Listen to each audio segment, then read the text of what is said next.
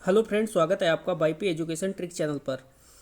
तो दोस्तों, इस वीडियो में हम बात करेंगे। देखिए, आपका जो यूपी टेट का एग्ज़ाम होने वाला है नेक्स्ट मंथ में, उसके यूपी टेट से रिलेटेड जो आपकी साइकोलॉजी का पोर्शन है। कौन सा?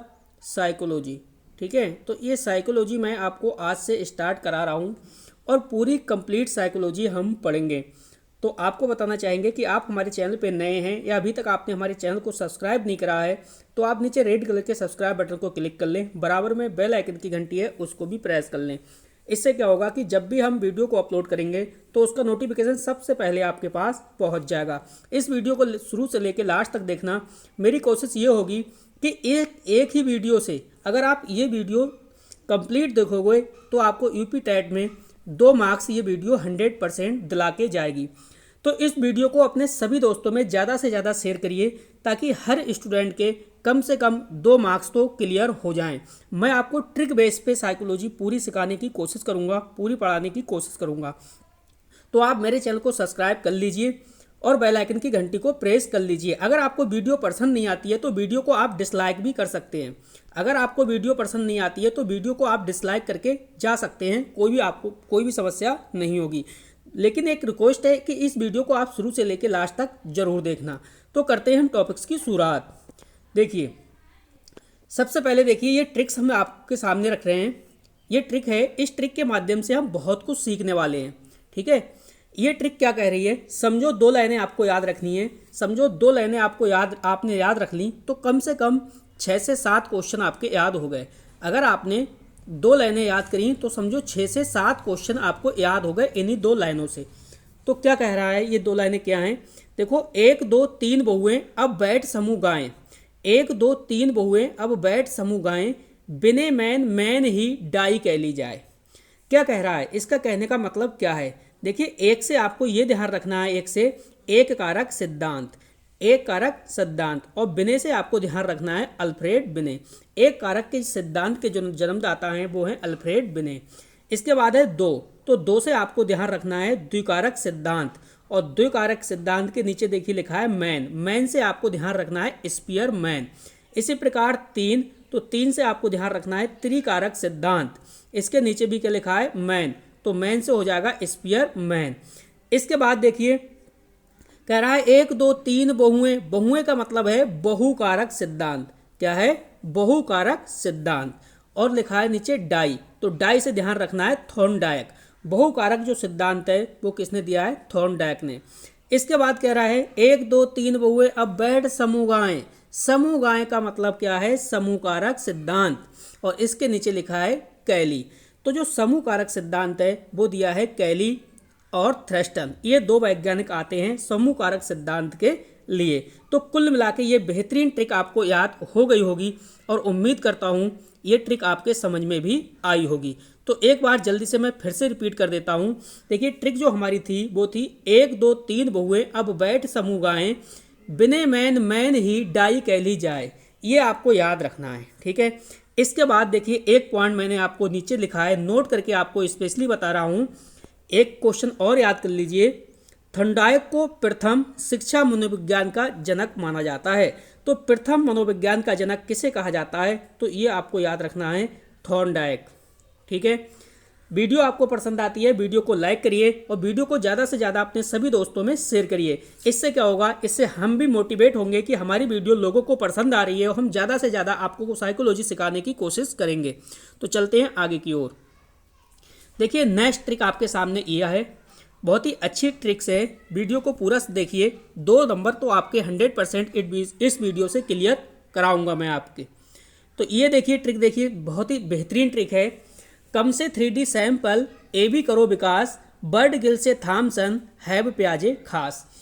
देखिए, और आपको एक सूचना दे दूं, मेरे पास जो भी ओल्ड वीडियो जो थी, जो पिछली बार मैंने आपको साइकोलॉजी कराई थी, वो अपने चैनल से सारी हटा दी हैं। इस बार जो यूपी टेट का जो एग्ज़ाम आपका होगा, इस बार यूपी टेट के एग्ज़ाम के लिए कंप्लीट मैं आपको साइकोलॉजी की तैयारी कराऊंगा। हर दिन आपको 3 वीडियो दूंगा। देखिए, पहली वीडियो दूंगा आपको बल लाइनर की। पहली वीडियो हर दिन आएगी, बल लाइनर टाइप की क्वेश्चन होगी। दूसरी वीडियो में आपको दूंगा मॉक टेस्ट होगा ऑब्जेक्टिव वाला। ठीक है, मॉक टेस्ट। तीसरी वीडियो में आपको ये थ्योरी वाली टाइप की दूंगा। किस टाइप की, थ्योरी टाइप की। तो हर दिन आपको मेरे चैनल के माध्यम से 3 वीडियो मिलेंगी। एक मिलेगी वन लाइनर की क्वेश्चन की, दूसरी मिलेगी मॉक टेस्ट की और तीसरी मिलेगी थ्योरी वाले की। तो आपको अब कुछ भी नहीं करना है, मेरे चैनल से साइकोलॉजी पढ़ना है और 30 में से 30 लाना है, 30 में से 30। इस बात की गारंटी होगी। सिर्फ और सिर्फ 7 डेज मेरे साथ पढ़ के देखना आप साइकोलॉजी, आपको बिल्कुल मज़ा आएगा, अच्छा लगेगा मेरे साथ पढ़ते हुए। तो समझिए इस ट्रिक को बेटे समझने की कोशिश करते हैं हम। तो देखो ट्रिक क्या थी, फिर से पढ़िए आप। ट्रिक हमारी ये थी, कम से 3D सैंपल ए बी करो विकास, बर्ड गिल से थॉमसन हैब प्याजे खास। देखो कम से आपको ये ध्यान रखना था क्रमिक महत्व का सिद्धांत। क्या ध्यान रखना था कम से आपको ये ध्यान रखना था क्रमिक महत्व का सिद्धांत। और बर्ट से आपको ध्यान रखना है बर्ट और दूसरा है बर्नन। जो क्रमिक महत्व का सिद्धांत है वो बर्ट और बर्नन 2 वैज्ञानिक हैं, इन्होंने दिया है। इसके बाद है कम से 3D, ठीक है, यहाँ आ गया 3D। तो 3D आपसे 3 से आपको ध्यान रखना है त्रिआयामी। क्या ध्यान रखना है, त्रिआयामी सिद्धांत। तो त्रिआयामी जो सिद्धांत है यहाँ पे लिखा है नीचे गिल से आपको ध्यान रखना है गिलफोर्ड। त्रिआयामी सिद्धांत किसने दिया है, गिलफोर्ड ने। इसके बाद दिया आगे कह रहा है सैंपल का मतलब है प्रतिदर्श बोलो चाहे सैंपल बोलो, पेपर में सैंपल या प्रतिदर्श कोई भी शब्द आ सकता है। नीचे है थॉमसन। तो प्रतिदर्श या सैंपल का जो सिद्धांत है वो किसका है, थॉमसन का है। इसके बाद है ए बी करो विकास। अब देखो ए बी यहाँ पे लिखा है ए बी, तो मैंने इस प्रकार से ए बी आपका लिख दिया। क्या है ए बी, या बोलो का और खा का सिद्धांत, ए बी या का खा का सिद्धांत। ये देखिए नीचे लिखा है हैब, तो हैब से क्या हो गया, हैब ने दिया है। का खा ए बी का सिद्धांत किसने दिया है, हैब ने। इसके बाद है करो विकास। तो विकास से आपको ध्यान रखना है विकासात्मक सिद्धांत। तो विकासात्मक जो सिद्धांत है वो किसने दिया है, प्याजे ने, जीन प्याजे। क्लियर। तो कुल मिला के ये ट्रिक भी आपके समझ में आई होगी। बेहतरीन ट्रिक है, अच्छी ट्रिक है, ठीक है। जो हमारी ट्रिक थी, एक बार मैं फिर से रिपीट करता हूँ। देखिए जो हमारी ट्रिक थी वो क्या थी, कम से 3D सैंपल ए बी करो विकास, बर्ड गिल से थॉमसन जैब प्याजे हैब प्याजे खास।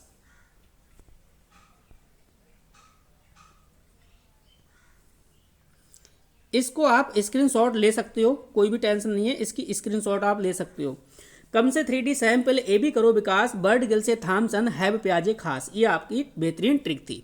अगला देखिए, फिर मैंने आपको नोट करके लिखाया है कि जॉन पी डेस्को, जो वैज्ञानिक है जॉन पी डेस्को, इन्होंने 4 घटक दिए हैं। कौन कौन से घटक दिए हैं, एक है उत्तेजना, दूसरा है आकांक्षा, तीसरा है प्रोत्साहन और चौथा है दंड।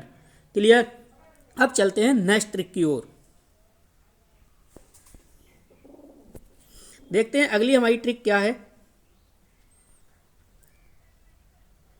देखिए यहां से क्वेश्चन आपका 101% पेपर में देखने को मिल सकता है। तो इस ट्रिक को आप बहुत ही अच्छे से समझना, यहां से आपको पेपर में देखने को क्वेश्चन मिलेगा। ट्रिक देखिए हमारी क्या है, बहुत ही बेहतरीन ट्रिक है। ट्रिक है पीएम ने बीएचके और शिक्षण की डीबीडी बांटी। ट्रिक क्या है, पीएम ने बीएचके और शिक्षण की डीबीडी बांटी, पीएमजी ने आर्म का मतलब होता है हाथ से बेल हिला बॉस किया। कितनी बेहतरीन ट्रिक है। अब देखो पी से 2 टाइप से मैं आपको ये क्वेश्चन सारे याद करवाऊंगा। पहले पी से आपको ध्यान रखना है प्रोजेक्ट, ठीक है, और नीचे भी पी है, तो पी से ध्यान रखना है जो प्रोजेक्ट पत्ती है वो किसने दी है, पैट्रिक ने। इसके बाद एम से ध्यान रखना है मॉन्टेसरी, जो मॉन्टेसरी पत्ती है वो मारिया मॉन्टेसरी की है। इसके बाद है बी, तो बी से आपको ध्यान रखना है बेसिक शिक्षा प्रणाली, जो किसकी है, महात्मा गांधी की है। इसके बाद है एच, तो एच से आपको ध्यान रखना है ह्यूरिस्टिक, और आर्म से ध्यान रखना है आपको आर्म स्ट्रॉन्ग, जो ह्यूरिस्टिक मेथड है वो आर्म स्ट्रॉन्ग है इसके। इसके बाद दे रखा है देखिए के से आपको ध्यान रखना है किंडरगार्टन, जो किंडरगार्टन जो पत्ती है वो किसकी है, फ्रोबेल की है। और आगे लिखा है और शिक्षण की डीबीडी बांटी, तो डी से ध्यान रखना है आपको डाल्टन जो है वो मिस हेलन है इसके, इस पत्ती के जो ये पत्ती जो डाल्टन वाली दी है ये किसने दी है? मिस हेलन ने। बी से आपको ध्यान रखना है बिनेटिका, बिनेटिका है वो है बार्स बंद की। इसके बाद डी से है ड्रिकोली, तो इसके हैं ओबेड ड्रिकोली। ये बिल्कुल शॉर्ट ट्रिक थी। अगर आपको इस ट्रिक से याद ना रहे फिर भी देखिए मैंने इस प्रकार से कुछ डिजाइन करा है आपके लिए। देखो प्रोजेक्ट का मतलब होता है पहला अक्षर पी और पैट्रिक है तो पीपी, ये आपको पीपी ध्यान रखना है। पीपी से अगर आप मैच करोगे तो आपको याद हो जाएगा। मॉन्टेसरी और इधर है मारिया मॉन्टेसरी, तो एम आपको ध्यान रखना है। एम से मॉन्टेसरी और दूसरे एम से मारिया मॉन्टेसरी, यानी मॉन्टेसरी जो पत्ती है वो मारिया मॉन्टेसरी की है। इसके बाद है बेसिक शिक्षा प्रणाली, बेसिक से मतलब बी और बेसिक शिक्षा प्रणाली किसकी है? गांधी की है, तो बीजी आपको ध्यान रखना है। ह्यूरिस्टिक आर्मस्ट्रांग यानी एच ए आपको ध्यान रखना है, एच से ह्यूरिस्टिक, ए से आर्मस्ट्रांग। किंडरगार्टन है फ्रोबेल की, तो के एफ आपको ध्यान रखना है। डाल्टन है मिस हेलन की, तो मिस हेलन का मतलब डीएम आपको ध्यान रखना है, शॉर्ट फॉर्म इसकी डीएम। इसके बाद बिनेटिका बासबान है, तो इसमें की देखिए शॉर्ट फॉर्म मैंने बना दी है बीबी, बी से बिनेटिका, बी से बासवान। इसी प्रकार है ड्रिकोली, ड्रिकोली के कौन है? ओबेड ड्रिकोली, तो डी से मैंने बना दिया ड्रिकोली और एडी से बना दिया मैंने ओबेड ड्रिकोली। ठीक है, तो ये इसकी शॉर्ट ट्रिक थी। इसके बाद देखिए एक पॉइंट मैंने नोट करके आपको बताया है कि जो खेल पत्ती है इसके हैं कॉल्ड बाय कुक।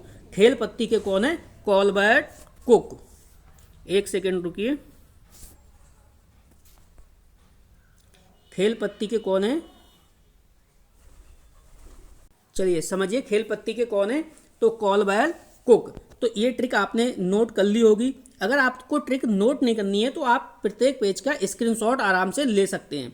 ठीक है, अगर आपको ये ट्रिक नोट नहीं करनी है तो आप स्क्रीनशॉट लेके हुए मेरे साथ चलना। तो वीडियो को लाइक जरूर करना है, वीडियो आपको पसंद आती है तब, और नहीं पसंद आती है तो आराम से आप जा सकते हैं वीडियो को डिसलाइक करके। चलिए अगली ट्रिक समझिए हमारी।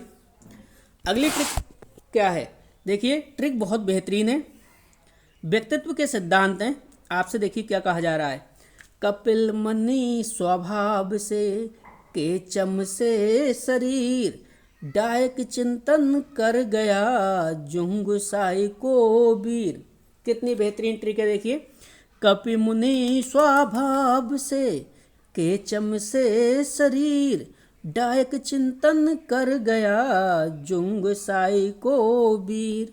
समझिए, यानी जो व्यक्तित्व के सिद्धांत हैं, तो जो कपिल मुनि ने जो सिद्धांत दिया है वो स्वभाव संरचना स्वभाव के आधार पर दिया है। केचमर का जो सिद्धांत है वो शरीर संरचना का सिद्धांत है। थॉर्नडाइक है उन्हें चिंतन का सिद्धांत दिया, जुंग ने मनोवैज्ञानिक सिद्धांत दिया। देखिए कपिल मुनि स्वभाव से, जो कपिल मुनि हैं उन्होंने स्वभाव के आधार पे दिया है ये। ठीक है, तो आपने समझा कपिल मुनि स्वभाव से। कपिल मुनि जो वैज्ञानिक हैं, साइकोलॉजिस्ट हैं, इन्होंने स्वभाव के आधार पे ये सिद्धांत दिया है, जैसे सत, तम, रजो, गुण। नेक्स्ट है केचम से शरीर, तो शरीर संरचना के आधार पर किसका है? केचमर का है, जैसे दुबला, सामान्य, मोटा। डायक चिंतन कर गया, तो देखिए चिंतन के आधार पर किसका है? डायक, डायक से थॉर्नडाइक आपको ध्यान रखना है, सूक्ष्म, स्थूल। इसी प्रकार जुंग साई को वीर, तो देखिए जुंग है वो मनोवैज्ञानिक के आधार पे इन्होंने सिद्धांत दिया है, जैसे अंतर्मुखी, बहिमुखी और उभयमुखी। ये भी ट्रिक आपके समझ में आ गई होगी। अब चलते हैं नेक्स्ट ट्रिक की ओर, देखते हैं हमारी अगली ट्रिक क्या है। देखिए अगली ट्रिक भी और भी बेहतरीन है, इसको समझिए आप, इसको समझिए। ट्रिक देखिए कितनी बेहतरीन है। ट्रिक कह रही है अरस्तु, प्लेटो, डेको ने की आत्मा की बात, स्किनर, वुडवर्थ, वाटसन है व्यवहारी जात। कितना अच्छा सटीक दो लाइनें हैं। अरस्तु, प्लेटो, डेको ने की आत्मा की बात, स्किनर, वुडवर्थ, वाटसन है व्यवहारी जात। इसका मतलब देखिए अरस्तु से हमने बना लिया ए, प्लेटो का मतलब है पी और डेको का मतलब है डी, यानी अरस्तु, प्लेटो और डेको इन्होंने साइकोलॉजी को माना है आत्मा का विज्ञान। तो चलिए आपने समझा कि अरस्तु, प्लेटो, डेको ने की आत्मा की बात, यानी जो आत्मा को, साइकोलॉजी को जो आत्मा का विज्ञान माना है, तो वो कौन कौन से साइकोलॉजिस्ट हैं? तो अरस्तु, प्लेटो और डेकार्ड। डेको से ध्यान रखना है आपको डेकार्ड। अगला देखिए, दूसरी लाइन पढ़ते हैं। स्किनर, वुडवर्ड, वाटसन है व्यवहारी जात। साइकोलॉजी को जो व्यवहारवादी जिन्होंने माना है, व्यवहार का विज्ञान जिन्होंने कहा है, तो वो कौन कौन से हैं? स्किनर, वुडवर्ड और वाटसन। देखिए स्किनर, वुडवर्ड और वाटसन ये व्यवहारवादी है। क्लियर? तो ये भी आपकी ट्रिक समझ में आ गई होगी। चलते हैं नेक्स्ट ट्रिक की ओर। वीडियो को बिल्कुल शुरू से लेके लास्ट तक देखना, आपको मजा आएगा। पेपर में यहाँ से इस वीडियो से 2 क्वेश्चन तो आपके 100% मिलने वाले हैं। तो समझिए इस ट्रिक को भी। देखो ट्रिक बहुत ही बेहतरीन है, ये भी 2-3 बार लाइनें पढ़िए, आपको याद होगा। व्यवहारिक रचना कार्य समग्र मन प्रेरक व साहस से ही होता है। व्यवहारिक रचना कार्य समग्र मन प्रेरक व साहस से ही होता है। वाटसन व बुंट ने जेम्स व कोपका फ्राई करके मुंह में लॉक किया। देखो व्यवहारिक से आपको ध्यान रखना है व्यवहारवादी संप्रदाय। इसके बाद रचना से आपको ध्यान रखना है संरचनावादी संप्रदाय। कार्य से आपको ध्यान रखना है कार्यात्मक संप्रदाय। समग्र से आपको ध्यान रखना है समग्रवादी संप्रदाय, समग्रवादी संप्रदाय और गेस्टाल्टवादी। इसके बाद मन से आपको ध्यान रखना है मनोविश्लेषणवादी संप्रदाय। प्रेरक, तो प्रेरक से आपको ध्यान रखना है प्रेरकीय संप्रदाय। व साहस से ही होता है, तो साहस से आपको ध्यान रखना है साहचर्यवादी संप्रदाय। देखिए 2 लाइनें याद करोगे और 2 लाइनें याद करने पे आपको 7 क्वेश्चन साइकोलॉजी के क्लियर हो जाएंगे। तो व्यवहारिक के नीचे देखिए लिखा है ये वाटसन, तो जो व्यवहारवादी संप्रदाय है ये वाटसन का है। इसके बाद रचना, तो रचना के नीचे है बुंट, तो बुंट का मतलब है जो संरचनावादी संप्रदाय हैं उसके हैं विलियम बुंट। इसके बाद है कार्यात्मक संप्रदाय, तो कार्यात्मक संप्रदाय के नीचे देखिए लिखा है जेम्स, तो जेम्स से हो जाएगा विलियम जेम्स। इसके बाद है समग्रवादी संप्रदाय या गेस्टाल्टवादी, तो देखो यहाँ पे दिया है समग्र के नीचे देखिए कोपका, तो कोपका से आपको ध्यान रखना है कुर्ट कोपका, इनका पूरा नाम है बर्दीमर और कोलर। ये बहुत ज़्यादा पूछे जाने वाले क्वेश्चन हैं। ये गेस्टाल्टवादी भी है। तीनों वैज्ञानिक आपको ये ध्यान रखना है, तीनों साइकोलॉजिस्ट आपको ध्यान रखना है, कुर्ट कोपका, बर्दीमर और कोलर ये गेस्टाल्टवादी भी हैं। इसके बाद आगे समझिए, अगला है मनोविश्लेषणवादी संप्रदाय, तो इसके नीचे देखिए लिखा है फ्राय, तो फ्राय से आपको ध्यान रखना है सिगमंड फ्रायड को रखना है। मनोविश्लेषणवादी जो संप्रदाय है ये है सिगमंड फ्रायड का। नेक्स्ट है प्रेरकीय संप्रदाय, तो देखिए यहाँ पे लिखा है मूक, तो मूक से आपको ध्यान रखना है मैकडूगल, जो प्रेरकीय संप्रदाय है वो है मैकडूगल का। नेक्स्ट है साहस से होता है, तो साहस से आपको ध्यान रखना है साहचर्यवाद संप्रदाय। और मुंह में लॉक किया, तो लॉक से ध्यान रखना है जॉन लॉक। तो ये भी ट्रिक आपकी अच्छे से समझ में आई होगी। आशा करता हूँ कि आपको वीडियो अच्छी लग रही होगी। तो वीडियो को जल्दी से लाइक कर दीजिए और अपने सभी दोस्तों में वीडियो को शेयर भी कर दीजिए। चलते हैं आगे की ओर, देखते हैं आगे क्या है। चलिए देखिए, ये भी बहुत ही बेहतरीन ट्रिक आपके लिए लेके आया हूँ, इसको समझिए आप। देखो ये ट्रिक क्या कह रही है, पढ़ो इसे। आम चेत व्यवहार को समझ लीजिए आप, 16 से गाड़ी चली 20 सदी तक माप। ये चाली नहीं पढ़ोगे, इसे क्या पढ़ोगे, चली। ठीक है, फिर से पढ़िए। आम चेत व्यवहार को समझ लीजिए आप, 16 से गाड़ी चली 20 सदी तक माप। यानी जो आत्मा का विज्ञान है उसकी बात हुई है 16वीं शताब्दी में। ठीक है, देखिए आम चेत व्यवहार को समझ लीजिए आप, इसमें ही जो आम चेत व्यवहार है इसमें ही सारी सदी बसी हुई है। देखिए आम से ध्यान रखना है आत्मा का विज्ञान, 16 से गाड़ी चली यानी 16वीं शताब्दी। माँ से आपको ध्यान रखना है, इस माँ से क्या ध्यान रखना है, मस्तिष्क या मन का विज्ञान। 16 से गाड़ी चली तो लास्ट क्या है 20, तो आपको ध्यान रखना है 17वीं और 18वीं शताब्दी में बात हुई है मस्तिष्क और मन का विज्ञान साइकोलॉजी को माना गया है। चेतना का विज्ञान, किसका, चेतना का, चेत से आपको ध्यान रखना है चेतना का विज्ञान। चेतना का विज्ञान कब, 19वीं शताब्दी में। इसके बाद है व्यवहार। तो व्यवहार से आपको ध्यान रखना है व्यवहार का विज्ञान कब 20वीं शताब्दी को व्यवहार का विज्ञान साइकोलॉजी को माना गया है। तो ये ट्रिक भी आपकी अच्छे से समझ में आ गई होगी। देखिए एक बार मैं फिर से आपकी रिवाइज करा देता हूँ आपको, कोई भी जल्दबाजी नहीं है, अच्छे से सीखते हुए चलिए। देखो ट्रिक हमारी ये थी, आम चेत व्यवहार को समझ लीजिए आप, 16 से गाड़ी चली 20 सदी तक माप। आत्मा का विज्ञान कब 16वीं शताब्दी में, 16वीं शताब्दी। मस्तिष्क या मन का विज्ञान 17 और 18वीं शताब्दी में। चेतना का विज्ञान 19वीं शताब्दी और व्यवहार का विज्ञान है उसे 20वीं शताब्दी माना गया है। मनोविज्ञान के ये विभिन्न मत हैं अलग अलग, ठीक है। तो ये भी हमने समझ लीजिए, ये भी समझ लिए। अब आगे चलते हैं। देखिए कुछ इम्पोर्टेंट फैक्ट हैं।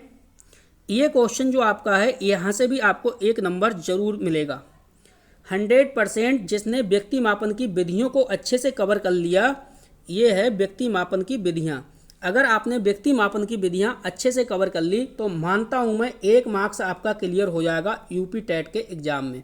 1 मार्क्स तो आपका कोई भी नहीं काट सकता है, इस बात की गारंटी है, ठीक है। तो चलिए इसको समझने की कोशिश करते हैं। पहले व्यक्ति मापन की विधियों को समझने की कोशिश करते हैं। तो देखिए सबसे पहले हम व्यक्ति मापन की विधियों को इस पेज से नहीं, नेक्स्ट पेज से शुरू करेंगे, ठीक है। कहाँ से शुरू करेंगे? हम यहाँ से शुरू करने की कोशिश करेंगे इसे, ठीक है। ये है व्यक्ति मापन की विधियाँ। देखिए 2 विधियाँ हैं इसमें। पहली आपकी होती है प्रक्षेपी विधि, दूसरी होती है अप्रक्षेपी विधि। तो प्रक्षेपी और अप्रक्षेपी दोनों विधियों को हम समझने की कोशिश करेंगे। तो सबसे पहले हम समझेंगे इसमें प्रक्षेपी विधियाँ हैं वो कौन सी होती हैं।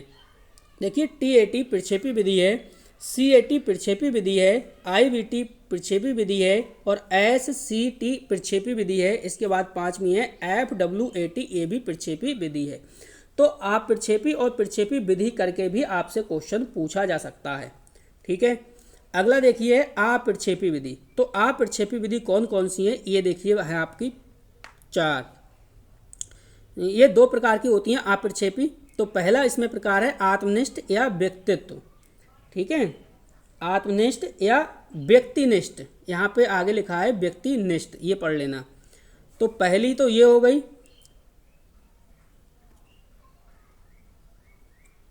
अप्रक्षेपी में जो फर्स्ट हेडिंग थी वो थी आत्मनिष्ठ या व्यक्तिनिष्ठ। तो आत्मनिष्ठ या व्यक्तिनिष्ठ में समझिए फर्स्ट है इसमें A नंबर पे आत्मकथा विधि, दूसरी है व्यक्ति इतिहास विधि, तीसरी है साक्षात्कार और चौथी है प्रश्नावली। ये जो चारों विधियां हैं ये हैं आत्मनिष्ठ या व्यक्तित्वनिष्ठ, ठीक है, और हैं अप्रक्षेपी विधियां। इसके बाद इसका दूसरा पॉइंट समझिए। दूसरा पॉइंट आपका ये है, देखिए ये है वस्तुनिष्ठ। कैसी? दूसरी वाली है वस्तुनिष्ठ विधि। अप्रक्षेपी विधियां हैं वो 2 प्रकार की होती हैं, एक होती है आत्मनिष्ठ या व्यक्तिनिष्ठ और दूसरी होती है वस्तुनिष्ठ। तो इसे समझिए। देखिए वस्तुनिष्ठ में A नंबर है समाज मिति विधि, B ऑप्शन है कार्य या बोल सकते हो इसे कर्म निर्धारण विधि, तीसरी है शारीरिक परीक्षण और चौथी है निरीक्षण विधि, ठीक है। तो ये तुम्हारी प्रक्षेपी और अप्रक्षेपी विधियां थीं। अब जल्दी से आप स्क्रीनशॉट अगर लेना चाहें तो आप इसका स्क्रीनशॉट आराम से ले सकते हैं, ठीक है। स्क्रीनशॉट आपने ले लिया होगा। अब हम कोशिश करेंगे सबसे पहले हम प्रक्षेपी विधि को समझने की। ये जो प्रक्षेपी विधियां हैं इनको डिटेल से समझेंगे। क्वेश्चन प्रक्षेपी और अप्रक्षेपी विधि से 1 नंबर का 100% आपको पेपर में देखने को मिलेगा, इस बात की भी गारंटी है। तो चलिए समझते हैं आगे। देखिए अब समझेंगे हम इस पेज को। ये देखिए व्यक्ति मापन की जो पहली विधि है इसको समझिए आप। चलिए देखिए ये दिया है IBT। IBT की फुल फॉर्म है इंक ब्लोट टेस्ट, यानी रोसा स्याही धब्बा परीक्षण। ये बहुत ही ज़्यादा सुपर स्टार क्वेश्चन है, रोसा स्याही धब्बा परीक्षण। इसके जो प्रतिपादक हैं वो हैं हरमन रोसा, और सन की बात करें कब इससे जो प्रतिपादक हैं वो है हरमन रोसा, और जो सन की बात करें तो 1921 इसकी क्लियर डेट है। अब इसमें होता क्या है, रोसा स्याही धब्बा परीक्षण में होता क्या है? तो देखो इसमें कार्ड होते हैं, कार्डों की संख्या होती है 10, क्या होती है 10। 10 कार्डों में क्या होता है 5 कार्डों पे काले व सफ़ेद तथा 5 कार्डों पे अन्य रंग होते हैं। इसमें क्या होता है रोसा स्याही धब्बा परीक्षण में क्या होता है कि इसमें 10 कार्ड होते हैं, तो जो कार्डो होते हैं उन पे स्याही धब्बा के निशान होते हैं। ठीक है, तो इसमें 10 कार्ड होते हैं, 10 में टोटल 5 कार्डों पे काले व सफ़ेद धब्बे होते हैं और 5 कार्ड बचे उन पे अन्य रंग के धब्बे होते हैं। तो कुल मिला के ये अंदर की बात नहीं पूछी जाती है, यही सिर्फ पूछी जाएगी कि रोसा स्याही धब्बा जो परीक्षण है उसके प्रतिपादक कौन है। तो हरमन रोसा आपको ध्यान रखना है और सन ध्यान रखनी है 1921। चलते हैं आगे की ओर। अगली समझिए, अगला देखिए कैट लिखा है। क्या लिखा है कैट यानी CAT। तो इसे समझिए आप CAT ये बच्चों के ऊपर लागू होता है। बाल अंतर्बोध परीक्षण पढ़ते हैं ऐसे। क्या पढ़ेंगे बाल अंतर्बोध परीक्षण। इसके जो प्रतिपादक हैं वो है लियोपोल्ड बेलुक।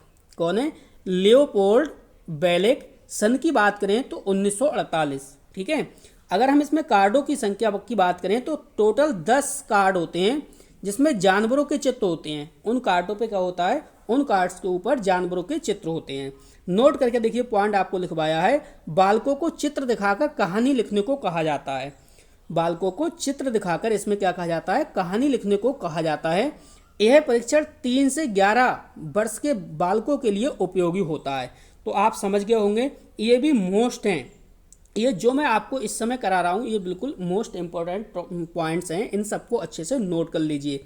कैट का मतलब है बाल अंतर्बोध परीक्षण। इसके प्रतिपादक कौन है लियोपोल्ड बेलेक। आपको ध्यान रखना है 1948। कार्डों की संख्या ध्यान रखनी है 10 जानवरों के चित्र होते हैं। बालकों को इसमें चित्र दिखाकर कहानी लिखने को कहा जाता है। यह जो परीक्षण है वो 10 से 11 वर्ष के बालकों के लिए उपयोगी होता है। अगला समझिए। चलिए अगला, अगर हम प्रक्षेपी मेथड की बात करें तो अगला देखिए है आपका ये वो है TAT। ये भी बहुत बार पूछा गया है TAT। इसका जो हिंदी है वो है प्रशासनिक अंतर्बोध परीक्षण। ठीक है, क्या है प्रशासनिक अंतर्बोध परीक्षण। इसके जो प्रतिपादक हैं वो है मॉर्गन व मुर्रे। अगर हम सन की बात करें तो सन जो है वो है 1935। इसमें क्या होता है इसमें जो प्रशासनिक अंतर्बोध परीक्षण है इसमें कार्डों की संख्या होती है 30। कितनी होती है 30 कार्ड होते हैं जिसमें से 10 पुरुष के होते हैं 10 महिलाओं के होते हैं और 10 जो कार्ड हैं वो दोनों के मिश्रित होते हैं, महिला पुरुष दोनों के। इसमें चित्र होता है ना, जो पुरुष होते हैं उनके 10 कार्ड होते हैं उन पे पुरुषों के चित्र होते हैं, 10 कार्डों पे महिलाओं के चित्र होते हैं और 10 कार्ड ऐसे होते हैं जिनमें दोनों के मिश्रित होते हैं। अब देखिए नोट करके मैंने लिखवाया है यह परीक्षण है वो 14 वर्ष से अधिक आयु वाले बालकों के लिए उपयोगी है। ठीक है, तो हम 3 प्रक्षेपी विधियां पढ़ चुके हैं। अब आगे चलते हैं नेक्स्ट देखिए आपकी स्क्रीन पर है। नेक्स्ट है SCT का मतलब क्या होता है सेंटेंस कंप्लीट टेस्ट बोलते हैं इसे, जैसे हिंदी है इसकी वाक्य पूर्ति। ठीक है, इसके जो प्रतिपादक हैं वो हैं पाइन एंड टेंडलर। कौन है पाइन एंड टेंडलर। सन आपको ध्यान रखनी है 1930। जैसे अगर मैं एग्जाम्पल के माध्यम से आपको बताना चाहूँ तो एग्जाम्पल है मैं बहुत खुश होता हूँ मेरे माता पिता ये देखिए रिक्त स्थान है मुझे देते हैं। ठीक है, तो वाक्य पूर्ति इसे बोलते हैं SCT को सेंटेंस कंप्लीट टेस्ट वाक्य पूर्ति। ये जो इसके जो प्रतिपादक हैं वो पाइन एंड टेंडलर हैं। सन आपको ध्यान रखनी है 1930। ये चौथी विधि थी प्रक्षेपी वाली। अब नेक्स्ट देखिए 5वीं विधि कौन सी है, इसको भी समझने की आप कोशिश करिए। वीडियो को लास्ट तक देखना, आपको मज़ा आएगा। इस वीडियो से 2 मार्क्स आपके फिक्स हो जाएंगे। अगर जितना मैं आपको करा रहा हूँ और आपने इतना कवर कर लिया तो समझो 2 मार्क्स आपके साइकोलॉजी में क्लियर आज हो गए। देखो FWAT इसकी जो हिंदी है वो है स्वतंत्र शब्द साक्ष्य परीक्षण बोलते हैं इसे। प्रतिपादक इसके हैं वो हैं फ्रांसिस गाल्टन। अगर सन की बात करें तो 1879 इसकी सन है। यह एक मनोविश्लेषणात्मक विधि है। ठीक है, नोट करके देखिए आपको एक पॉइंट लिखवाया है। इस परीक्षण में व्यक्ति मापन के अलावा कई मनोवैज्ञानिक रोगों का इलाज किया जाता है। तो इस परीक्षण में क्या होता है, इस परीक्षण में व्यक्ति मापन के अलावा कई मनोवैज्ञानिक रोगों का इलाज भी किया जाता है। तो ये तो हमने आपकी प्रक्षेपी विधि बिल्कुल क्लियर करा दी। अब हम समझने वाले हैं आप प्रक्षेपी विधियों के लिए। तो वीडियो को लाइक नहीं करा, वीडियो को लाइक करिए, और वीडियो को ज़्यादा से ज़्यादा अपने सभी दोस्तों को शेयर भी कर दीजिए। देखिए अब देखो, जो अपने लोग पहले समझ रहे थे आप प्रक्षेपी विधि, और आप प्रक्षेपी विधि वो दो प्रकार की थी। तो जो पहला जो प्रकार था आपका आत्मनिष्ठ या व्यक्तिनिष्ठ, तो पहला प्रकार हम ये पढ़ेंगे आत्मनिष्ठ या व्यक्तिनिष्ठ। उसके बाद हम पढ़ेंगे वस्तुनिष्ठ वाला 2 नंबर वाला, तो पहले 1 नंबर पे, ठीक है। तो आपको कुछ नहीं ध्यान रखना है इसमें, सिंपल प्रवर्तक इनके ध्यान रखने हैं, जो सिद्धांत किसने दिया उसका ध्यान रखना है, ये विधि किसने दी है उसको ध्यान रखना है।